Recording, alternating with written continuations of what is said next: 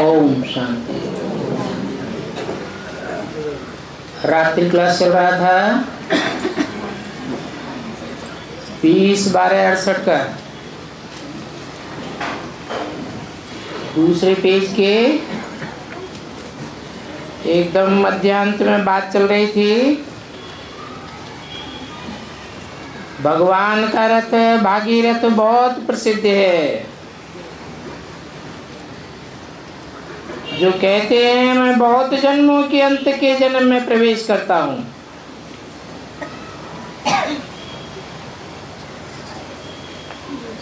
बहुत जन्मों के अंत का जन्म भाग्यशाली होता है या दुर्भाग्यशाली होता है?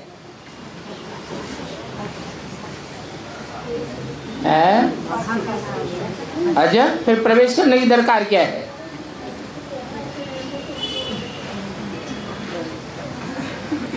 षष्ठी कल्प में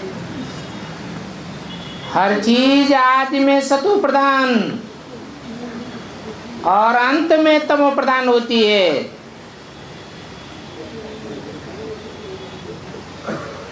ऊपर से आने वाली जो भी आत्माएं हैं, जो परमात्मा लोक से आती हैं, आत्मलोक से आती हैं, पहले पहले सतो प्रधान पार्ट बजाती हैं और अंतिम जन्म में तमो प्रधान पार्ट बजाती हैं। जब तमो प्रधान पार्ट बजाती हैं तो सभी आत्माओं के रथ भाग्यशाली कहे जाएं या दुर्भाग्यशाली कहे जाएं? दुर्भाग्यशाली शरीर हैं। आत्मा भी दुर्भाग्यशाली बन जाती है। बहुत दुखी जब आत्माएं हो जाती हैं,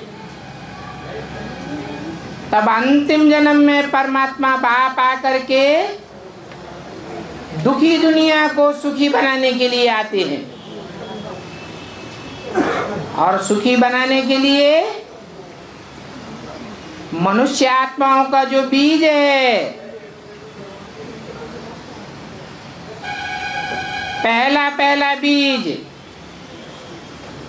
जो सबसे पुराना है,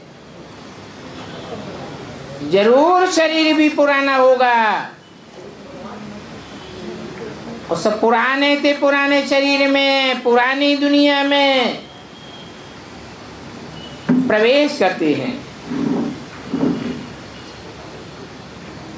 बाप कहते हैं, मेरे लिए कहते भी हैं, दूर देश से आने वाला आया देश पराए।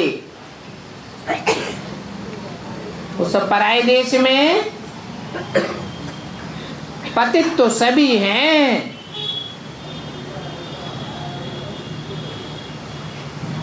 एक बीज की ही बात नहीं है। और जो पतित हैं वो सब पुकारते हैं कि पावन बनाने के लिए आओ।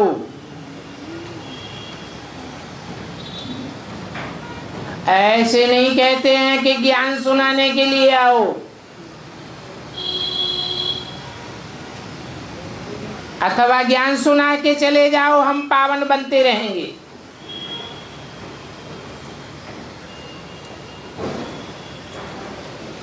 तो भगवान ऐसे समझाते हैं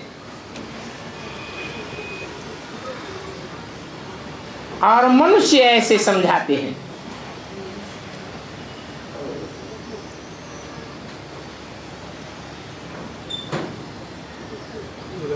ऐसे ऐसे तुम समझाने देंगे तो ये अच्छा है। भगवान ने स्वर्ग कैसे स्थापन किया?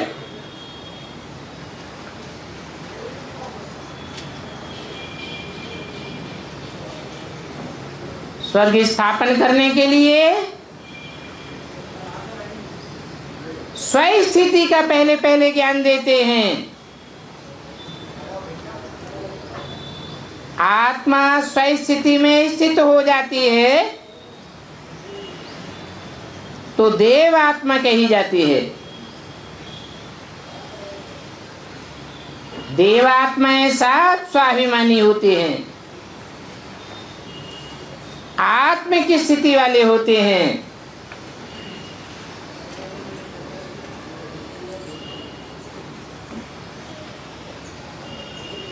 नई दुनिया जब बनती है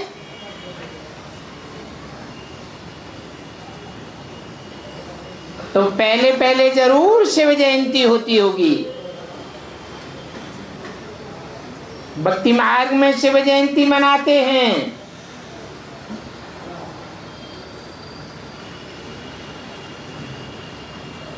तो बस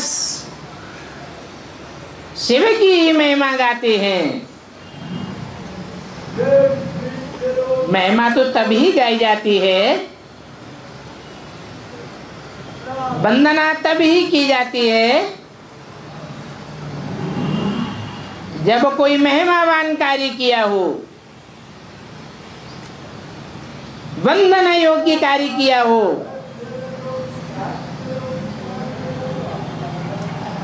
क्योंकि जानते हैं भगवान ही ऊंची से ऊंची महिमा वाला है। उनकी महिमा से जास्ती ऊंची महिमा और किसी की हो नहीं सकती।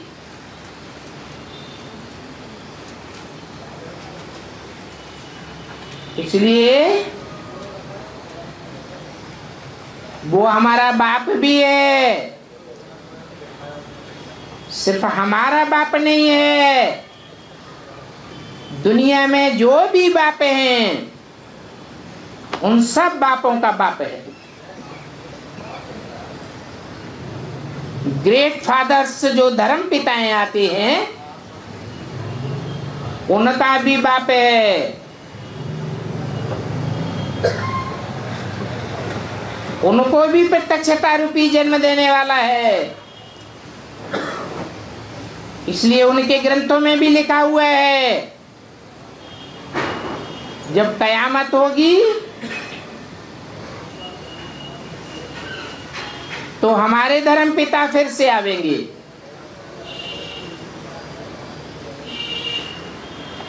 वो नहीं जानते हैं कैसे आवेंगे।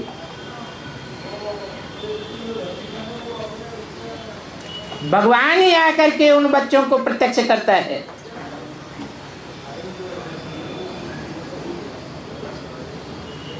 वो भगवान जैसे सुप्रीम बाप है वैसे नॉलेज देने के हिसाब से सुप्रीम टीचर भी है। वो सबको टीच करने वाला है, सबको पढ़ाई पढ़ाने वाला है। उसको पढ़ाई पढ़ाने वाला एक भी पैदा नहीं हुआ, इसलिए सुप्रीम टीचर है। धर्म पिताएं भी उससे पढ़ाई पढ़ते हैं।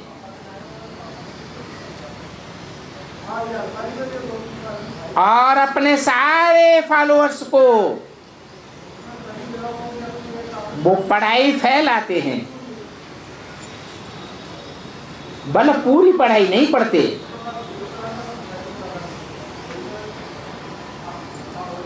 पूरी पढ़ाई पढ़ें तो संपन्न देवात्माएं बन जावे, परंतु वो तो फरिश्ता ही बन करके रह जाते हैं।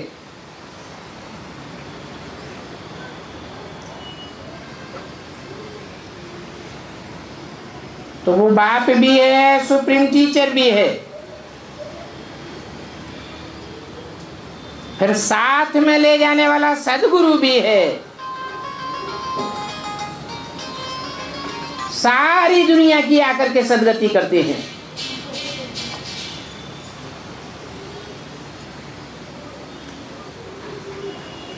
पतित दुनिया में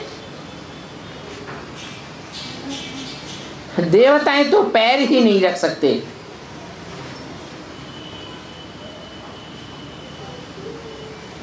पतित दुनिया में भगवान ही आकर के पैर रखते हैं। स्थूल पांव की बात नहीं है, उनको स्थूल हाथ पांव तो होते भी नहीं। ये तो बुद्धि रूपी पांव की बात है। देव आत्माएं तो इतने कोमल स्वभाव की हैं कि उन्हें तो झट संग का रंग लग जाता है।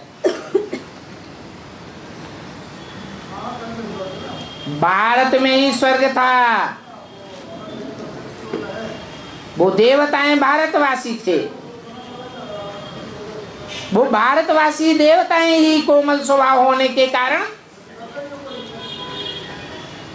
और धर्मों में कन्वर्ट होते रहे।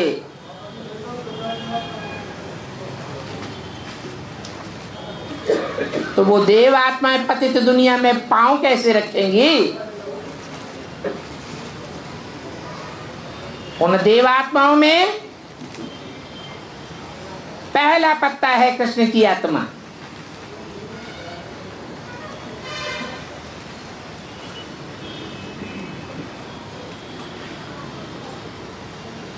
वो देव आत्मा है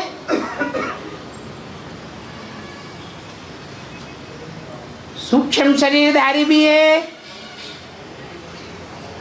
और सूक्ष्म शरीर के साथ होने के कारण देवात्मा है।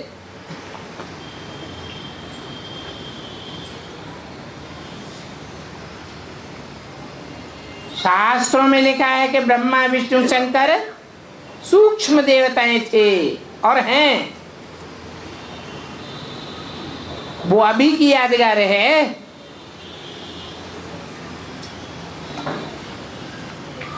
वो सूक्ष्म शरीर वाले देवताएं सूक्ष्म शरीर से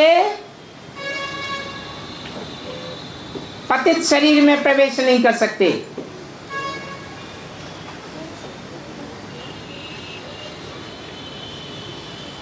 हाँ,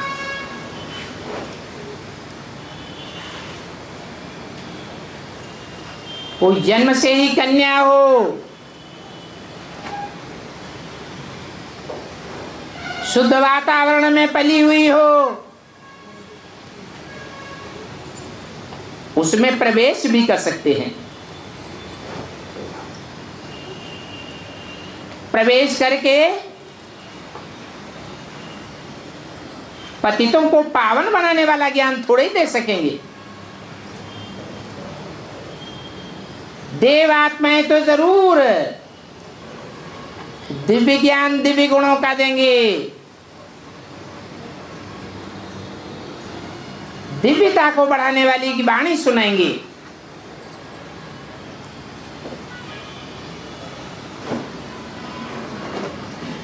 तो देवताओं के पांव इस दुनिया में नहीं आ सकते।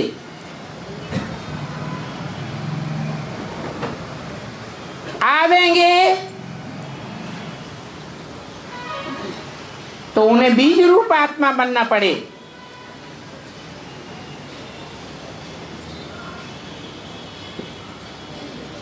बीज आत्मा को देवता नहीं कहा जाता।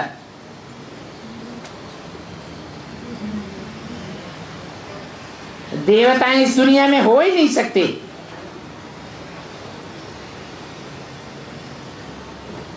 सूक्ष्म वर्तनवासी हो सकते हैं, फरिश्ताओं के रूप में गाए जाते हैं। तो तुम बच्चे इन बातों को बहुत युक्ति से समझा सकते हो।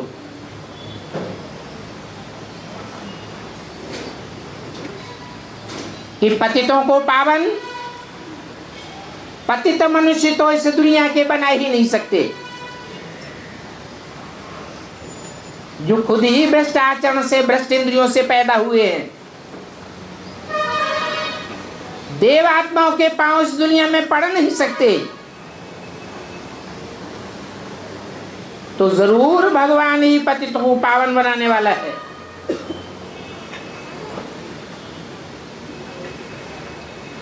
समझाने वाला बहुत मजबूत चाहिए।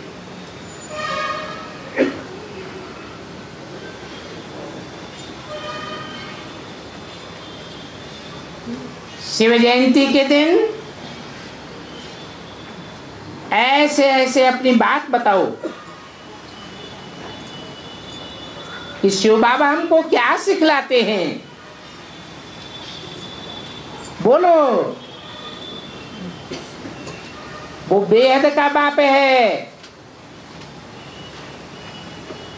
हद के बाप तो इस दुनिया में हुए। एक से एक ग्रेट फादर्स कहलाए। बड़ी बड़ी जनरेशन उनको अपना बाप मानती है, फिर भी वो बेहद के बाप नहीं है। उनको भी हद का बाप कहेंगे। भले क्राइस्ट के 200 करोड़ फॉलोअर्स हों, फिर भी वो हद का बाप है। वो आत्माओं का बाप तो 500 करोड़ 700 करोड़ जो भी मनुष्य आत्माएं हैं, उन सब का क्रिएटर बाप है। और मनुष्य सृष्टि के बाप में प्रवेश करता है।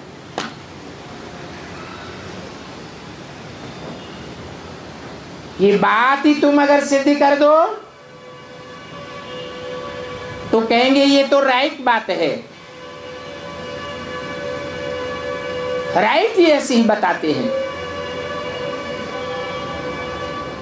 20/12/68 की वाणी का दूसरा पेज। तो ये सभी बातें तुम्हारी बुद्धि में रहनी चाहिए।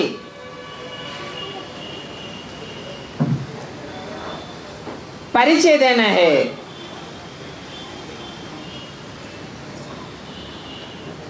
परिचय को कहानी का रूप दे दो तो कहानी रोज सुनते रहेंगे। कहानी अगर न सुने तो कट हो जाएगी। भारत में सत्यनारायण की कथा सुनाते हैं ना। कथा माने कहानी। तो सतयुग से लेकर कलयुग अंत तक कैसे चक्र में फिरते हैं, रोज रोज सुनावेंगे ना।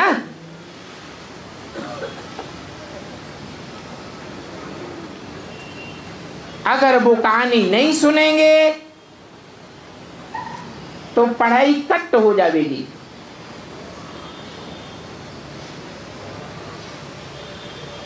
उस ऊंच से ऊंच पाठधारी के बच्चे नहीं बन सकेंगे।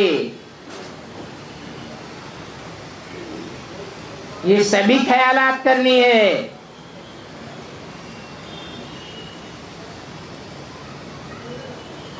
कि शिव जयंती पर क्या क्या सुनाना है, क्या क्या समझाना है। जो मनुष्य इन बातों को समझें, ये शिव जयंती क्यों कहते हैं। हम तो जन्म जन्मांतर महाशिवरात्रि मनाते आए हैं। हमने तो कभी सुना ही नहीं कि शिव का जन्म भी होता है। तो बताना पड़े। ये बेहद की आत्माओं का बाप दिव्य जन्म लेते हैं, प्रत्यक्षता रूपी जन्म लेते हैं। कब लेते हैं? उसकी यादगार है महाशिवरात्रि। सारी दुनिया तो क्या, साक्षात ब्रह्मा के बच्चे ब्राह्मण, वो भी घोर अज्ञान की नींद में सो जाते हैं। तब महाशिवरात्रि गाई जाती है। जबकि बाप प्रत्यक्ष होते हैं।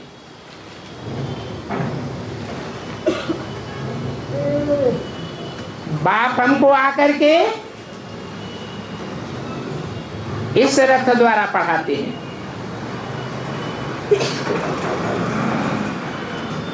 जिस रथ की महिमा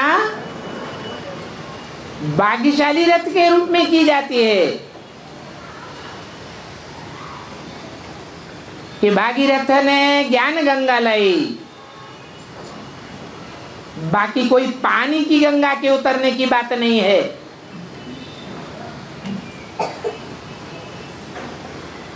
ज्ञान कोई कन्या नहीं लाती है,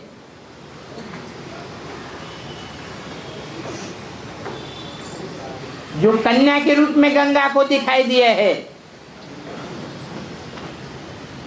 वो तो उस ज्ञान को धारण करने वाली है, ज्ञान को वितरण करने वाली है। ज्ञान देने वाला तो स्वयं शिव बाप है, जो भाग्यशाली रथ के तन में प्रवेश करता है, जिस तनधारी को दुर्भाग्यशाली से भाग्यशाली बनाता है, सारे विश्व का मालिक बनाता है। तो उन्हें बताओ, समझाओ कि हम उस रथ के द्वारा पढ़ रहे हैं। पढ़ाने वाला शिव बाप है और शिव बाप से हमारी आत्मा ही पढ़ती है।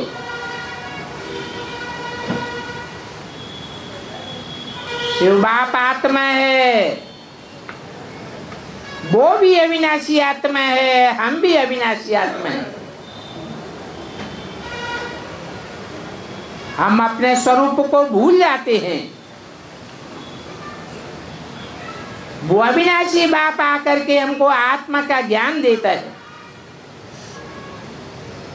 इसलिए हमारा बाप है। जैसे कि हम आत्मा को जन्म देता है,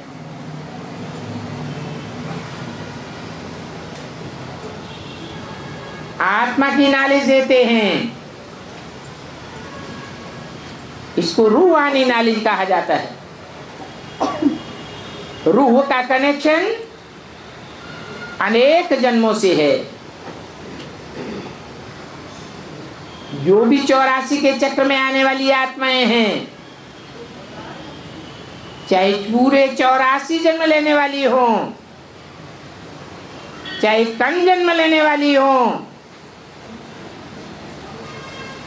सबका परिचय मिल जाता है। ये बाप की ही नॉलेज है, जो हर आत्मा रूपी एक्टर को अपने जन्म जन्मांतर की एक्ट का स्मरण दिलाती है।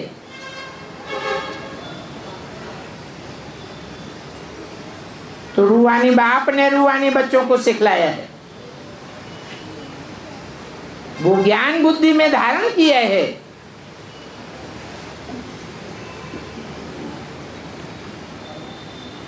वो बाप मनुष्य सृष्टि का बीज रूप है, क्योंकि मनुष्य सृष्टि के बीज में प्रवेश करता है। उसमें प्रवेश करके संसार में प्रत्यक्ष होता है।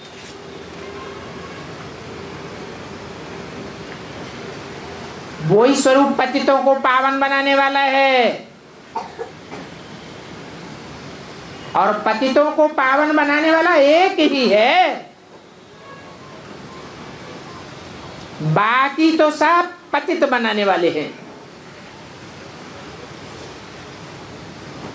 पतित पतितों को पतित ही बनावेंगे। एक बाप ही एवर प्योर है, जो सदैव स्व स्थिति में रहने वाला है।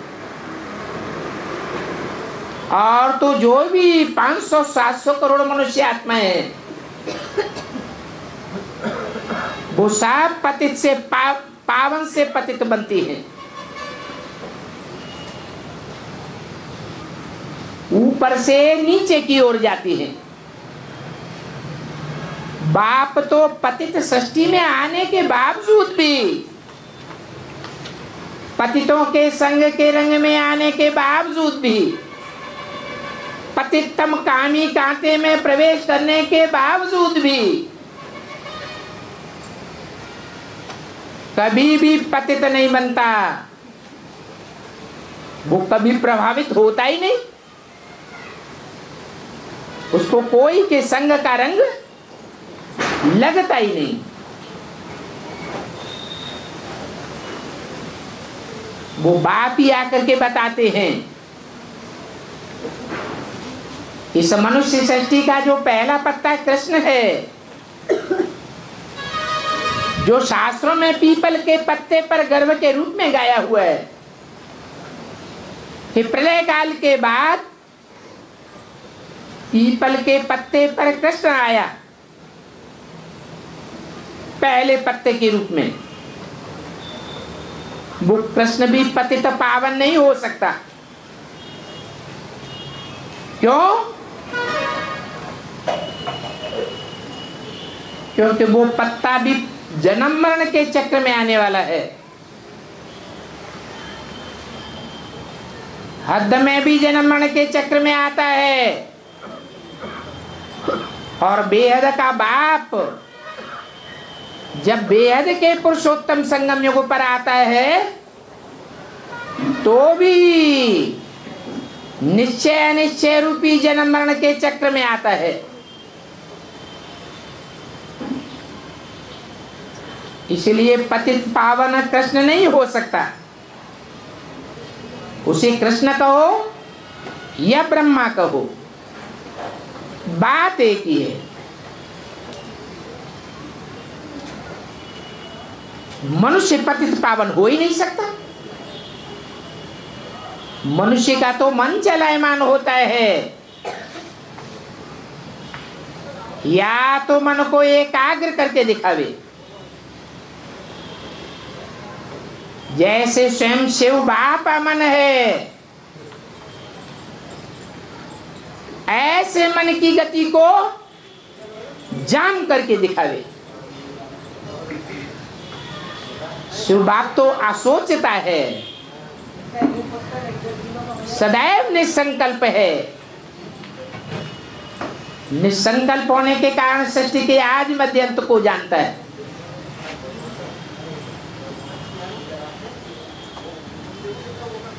वो ज्ञान का सागर है, जो जितना ज्ञानवान होगा वो उतना ही पावन बनता है। सदैव ज्ञानवान है तो सदा काल के लिए पावन है।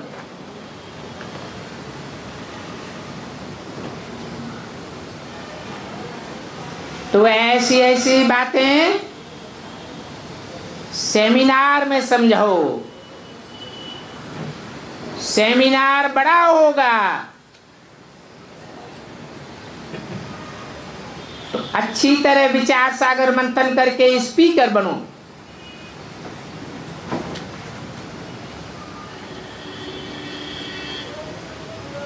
फिर बताओ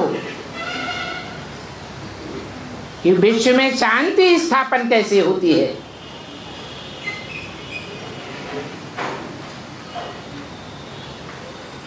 शांति स्थापन करने के लिए शास्त्रों में शांति देवा गाया हुआ है।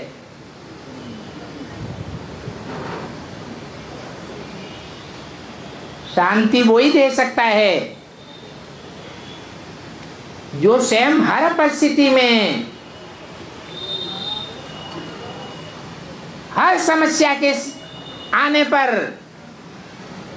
स्वयं शांत स्वरूप बना रहे। तो सतयुग के आदि से लेकर के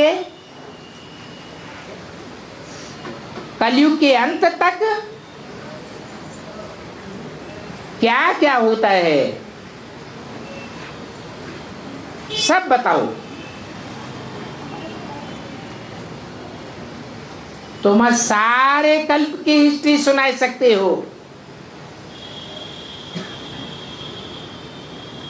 विचार सागर मंथन करते रहेंगे तो बाप भी याद रहेगा।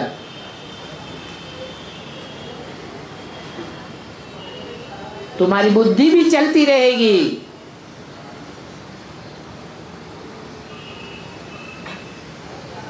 क्योंकि मनुष्य सृष्टि के बाप में सारे वृक्ष का ज्ञान समाया हुआ रहता है।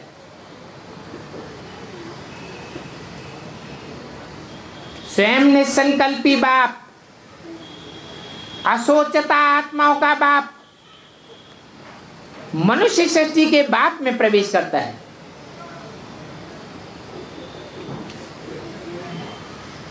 मनुष्य सृष्टि के बाप में जैसे सारा ज्ञान भरा हुआ है मनुष्यों का, मानवीय सृष्टि का,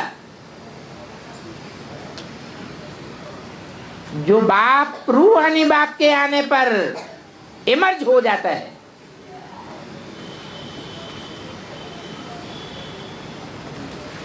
उसमें आए हुए रूहानी बाप तुमको याद आते रहेंगे। ऐसा लक्ष्य रखना है कि हमको भाषण करना है,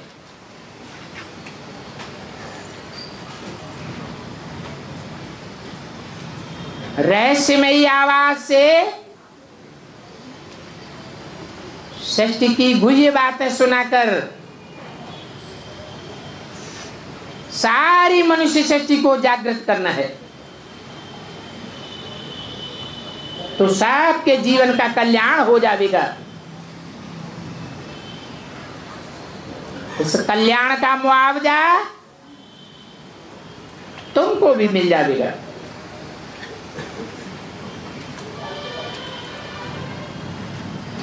तो अपने अंदर देखना चाहिए कि हम बच्चों को हरदम बाप याद आता रहता है। दुनिया में तो कोई भी मनुष्य मात्र को ये पता नहीं होगा कि हम भविष्य में क्या बनने वाले हैं।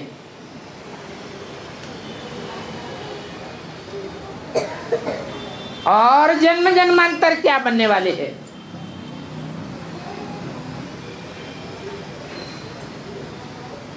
तुमको तो पता पड़ जाता है। अगर प्रिंस बनेंगे सो भी कौन सा प्रिंस बनेंगे, कौन सी डायनेस्टी के प्रिंस बनेंगे।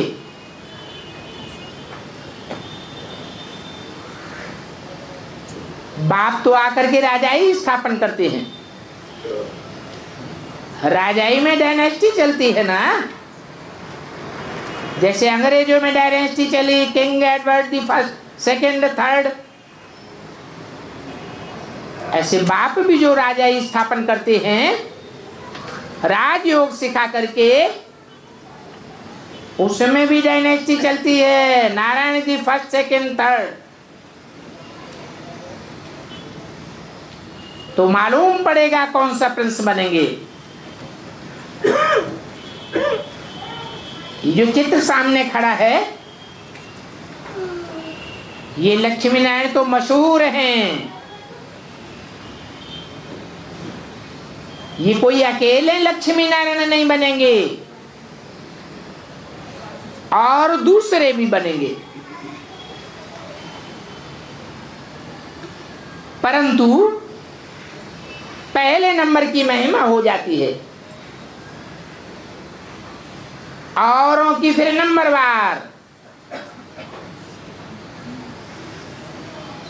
पहले नंबर जो लक्ष्मी नारायण हैं उनकी जैसी महिमा तो और कोई की हो ही नहीं सकती। शास्त्रों में उनकी कोई ग्लानि नहीं है। 33 करोड़ देवताओं की ग्लानि भरी पड़ी है, इन लक्ष्मी नारायण की कोई ग्लानि नहीं है। तो पूरी माला बनती है। माला में नंबरवार संगठन के मणके पिरोए जाते हैं।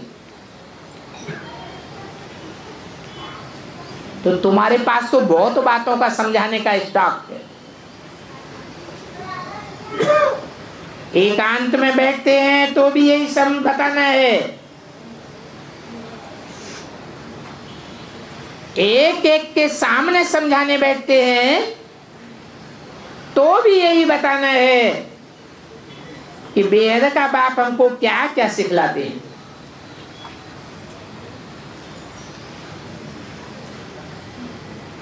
अच्छा, रूहानी बच्चों को रूहानी बाप दादा का याद प्यार, गुड नाइट और नमस्ते।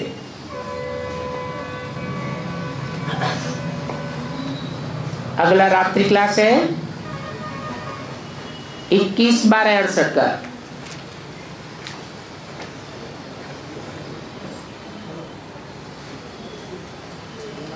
हर एक सेंटर को जितना चाहिए उतना सर्विस का शो करे।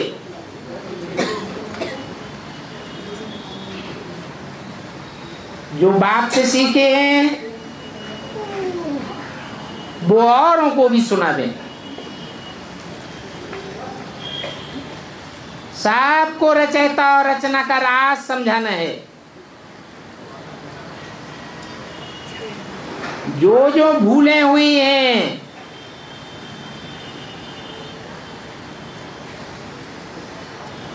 मानवीय सृष्टि की हिस्ट्री में, 2000 साल की हिस्ट्री मनुष्यों के पास है ना,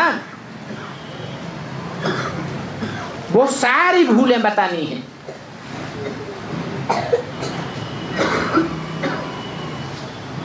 बताना है कि रूहानी बाप कहते हैं कि मैं जो हूं और जैसा हूं, जिस रूप में पार्ट बजाता हूं, उसे मुश्किल ही कोई जानते हैं। नहीं तो जानते जानते फिर भूल जाते हैं। निश्चय बुद्धि होने के बदले अनिश्चय बुद्धि हो जाते हैं। ये भी समझाने का बड़ा पॉइंट है।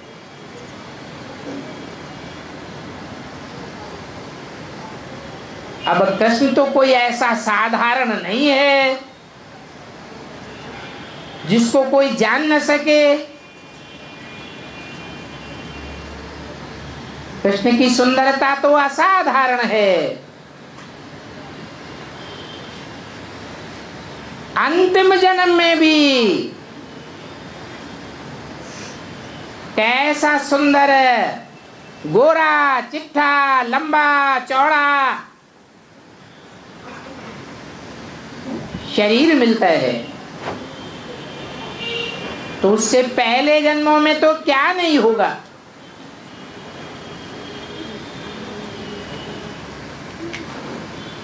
सारी सृष्टि भर में उनको जानते हैं।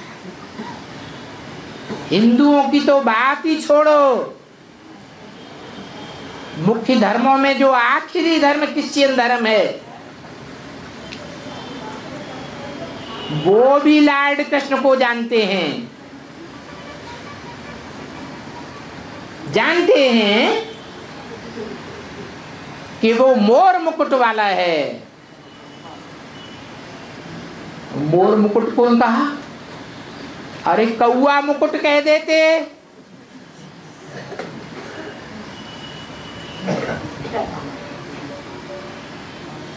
अंग्रेज आए, भारत में आक्रमण किया,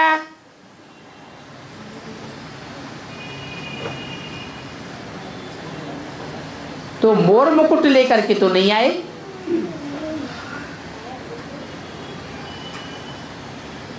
अलेक्जेंडर ने भारत में आक्रमण किया तो मुर्गे का मुकुट लेकर के आए होंगे, मोर मुकुट लेकर के तो नहीं आए। ये तो हिस्ट्री की बातें हैं। भारत में तो आज भी मोर की पूंछ का जो पंख है उसकी महिमा के आधार पर मयूर पक्षी को इतना मान दिया गया है कि उसे राष्ट्रीय पक्षी मान करके घोषित कर दिया गया। मनुष्य को मारने की जो सजा होती है वही सजा मोर के मारने वाले को भी होगी। वो तो पक्षी है। जानवरों के बाद पक्षियों का नंबर आता है।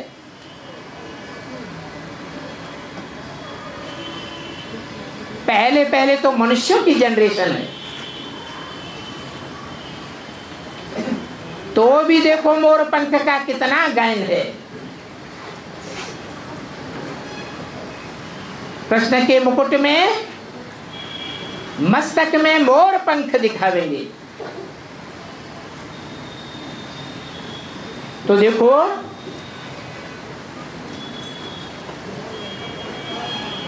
तो प्रश्न ऐसा नहीं है जिसको कोई न जान सके।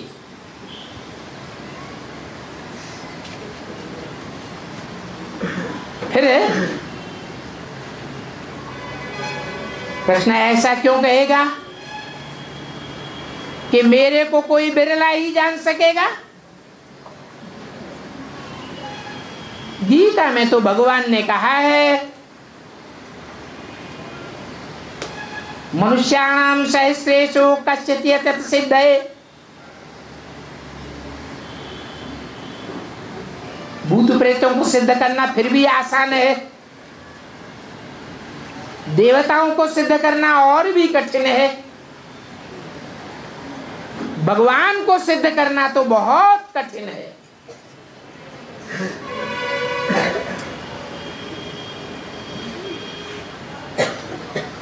गुह्य ते ज्ञान गुह्य सुनाने वाला है।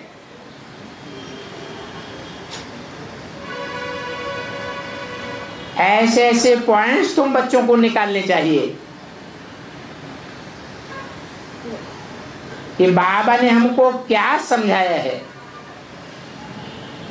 ऊंचे ते ऊंचे बाबा है तो जरूर ऊंची बात बतावेगा।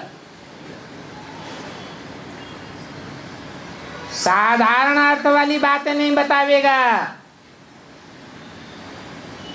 और तुम्हारे लिए तो ये बाबा अक्षर ही बहुत मीठा है।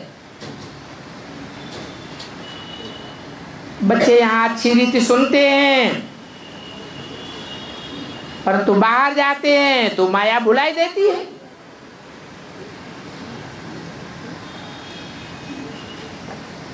तो कहेंगे कि ये तो हमको पहले समझाते थे, सिखलाते थे, फिर अभी तो ये ट्रेटर बन पड़े। जिसकी महिमा करते थे, भगवान के रूप में प्रत्यक्ष करते थे, उसकी ग्लानि करने लग पड़े। हमको समझाने वाले को माया ग्रह ने पूरा ही हप कर लिया। शास्त्रों में कथा कहानियां भी बनाई दी है। बाप ने तो समझाया है तुम 21 जन्मों के लिए पद्मा पदम भाग्यशाली बन सकते हो।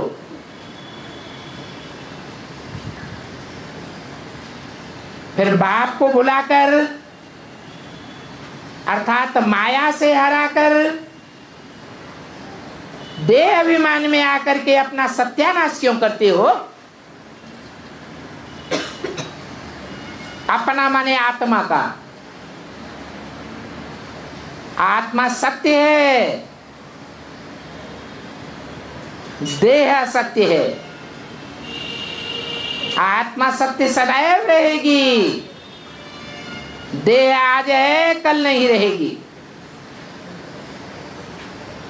बाप आकर आत्मिक स्मृति में ठहराते हैं।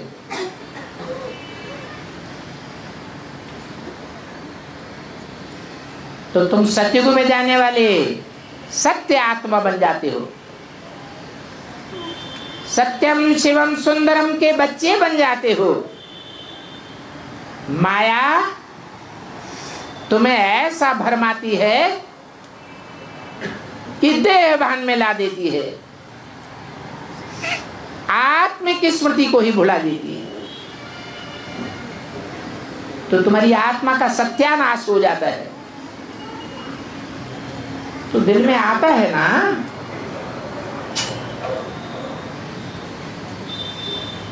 समझावेंगे, ये तो जानते हैं। जो ट्रेटर बनते हैं वो कलप पहले भी बने हैं, भक्ति मार्ग में भी ट्रेटर बन करके रहे हैं, और धर्मों में कन्वर्ट हो करके कितनी भारत की और भारतवासियों की ग्लानि की है, कितनी देवताओं की ग्लानि की है। तो जिनमें ये ज्ञान होगा वो ज्ञान की बातें सुनावेंगे, अगर ये ज्ञान नहीं होगा तो उल्टी बातें ही समझावेंगे, सुनावेंगे। कोई भी प्रकार से कोई डिसरिगार्ड करते हैं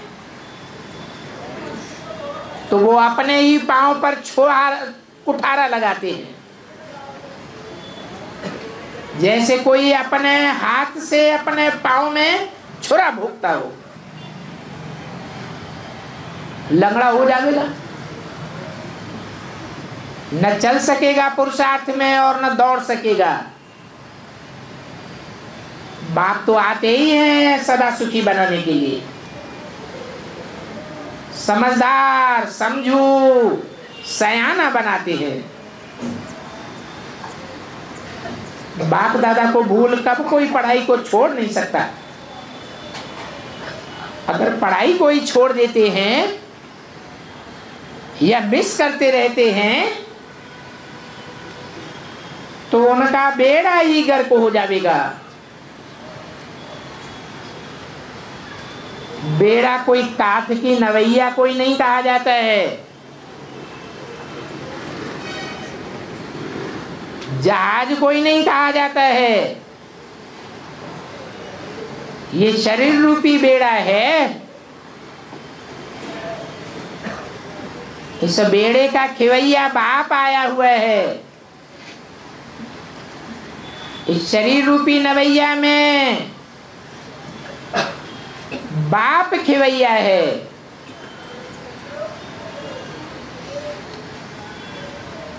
ये जहाज के रूप में कार्य करने वाला है। शास्त्रों में भी इसका गायन है, चंद्रकांत वेदांत जहाज।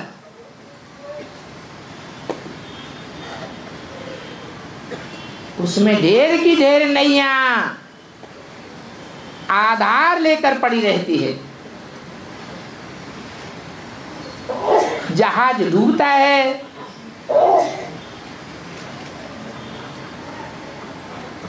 जैसे कि त्रेता के अंत में जहाज डूबा था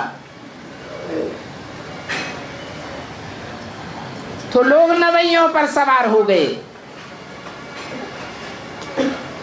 डूबते उछलते।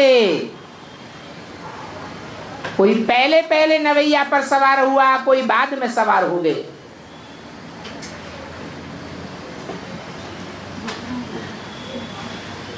ये अनेक अनेक धर्मों की नवैया हैं जो सब एक बाप का सहारा लेती है। महाविनाश के काल में वो चाप कहो, वो धनुष कहो, वो जहाज कहो, शास्त्रों में गाया हुआ है। सिखों में भी कहते हैं नानक चाप जहाज।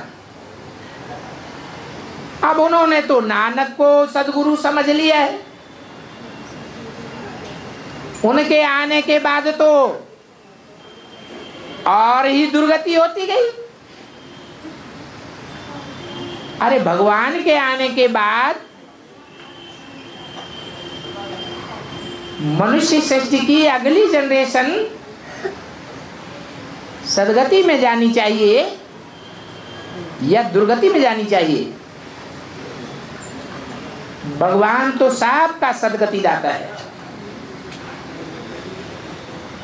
तो आते हैं,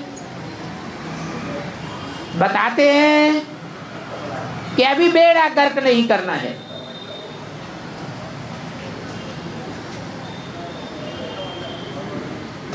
हमको तो पूरा देही अभिमानी बन बाप से बरसा लेना है।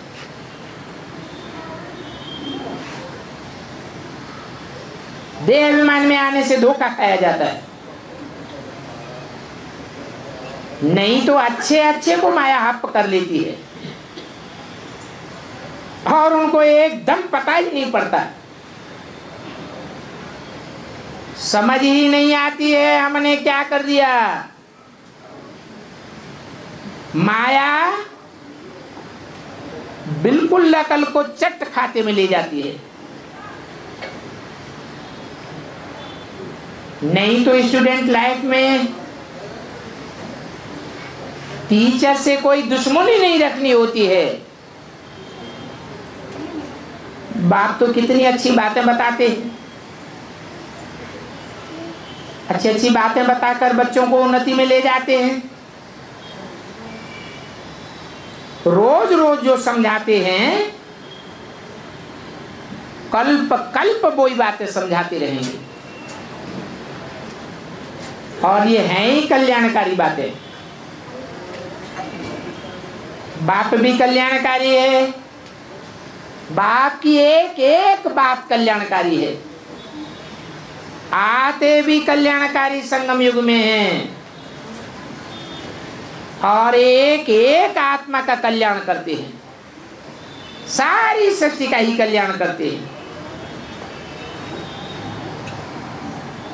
ऐसा काम करने के कारण ही उनका नाम कल्याणकारी शिव है।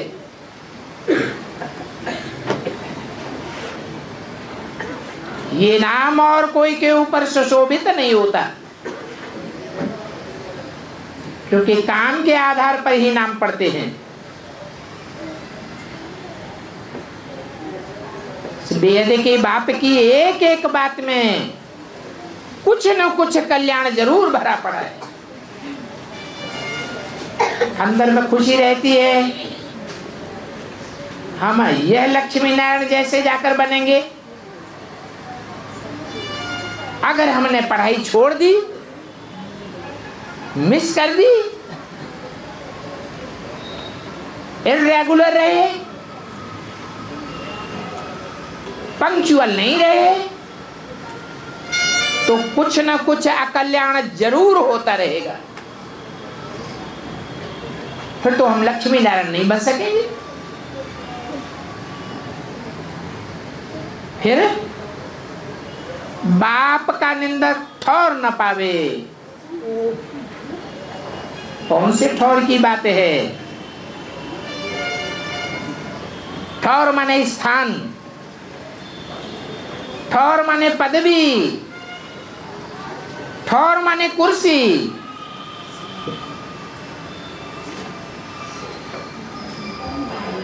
जो अष्टदेवों की कुर्सी बनती है, अष्टदेवों को जो ठौर मिलता है,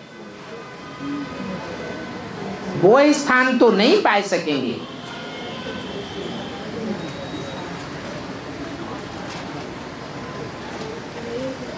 जैसे तकड़ा चढ़ाते हैं वैसे उतरते भी हैं। ठीक पढ़ते नहीं हैं तो फिर उनको समझाना चाहिए। बच्चों को रहम दिल बनना है। बाप भी समझाते हैं, अरे तुम क्या क्या करते थे, जिसको गाली देते रहते थे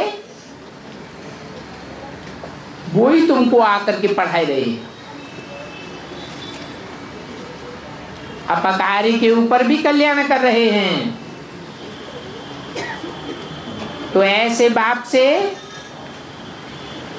बड़ी संभाल रखनी है। बाप समझाते तो बहुत से, मूल बात तो एक ही है कि विकार में नहीं जाना है। कार कर्म को कहा जाता है, माने विपरीत। भगवान जो कार्य करना सिखलाते हैं उसके विपरीत कोई भी कर्म नहीं करना है। कोई भी कर्मेंद्रिय से कोई विपरीत कर्म किया तो विकार के खाते में चला जाएगा। आंख से किया, हाथ पांव से किया, कान से किया, मुख से किया, कोई भी कर्मेंद्रिय से विपरीत कर्म किया तो विकार के खाते में जाएगा, विकर्म बनाए देगा, पाप कर्म बनाए देगा। और ब्राह्मण बन करके पाप कर्म किया तो 100 गुना बोझ चढ़ता है।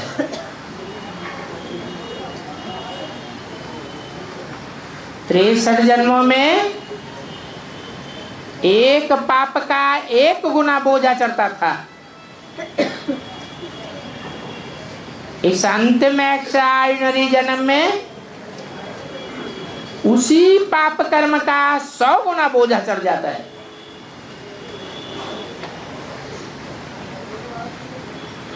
तो पक्का करना है कि हमको कोई भी हालत में देह अभिमान में नहीं जाना है।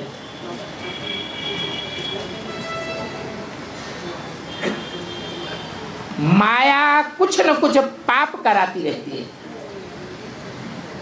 देह वाहन में लाकर के, फिर न बताने से और भी वृद्धि को पाता जाता है। सच्चा बाप आया हुआ है, सच्चा बाप जो सत्युग को स्थापन करने वाला है, सच्ची बातें बताने वाला है, उसके साथ सच्चार होकर रहना है। नहीं रहेंगे तो पाप वृद्धि को पाता रहेगा, फिर पद भ्रष्ट हो जाते हैं। बाप को बड़े प्यार से बहुत बहुत याद करना है। बाबा बाबा करते रहते हैं,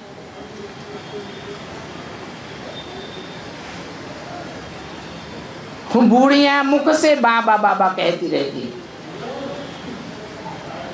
बिंदी याद भले ना आवे, परंतु बड़े रूप में तो याद आता है। प्राण जाए परंतु मुख में से बाबा की याद न जाए तो अंत मते सुगति हो जाएगी। प्राण जाएंगे भी तो भी बाप की याद आएगी। ओम शांति।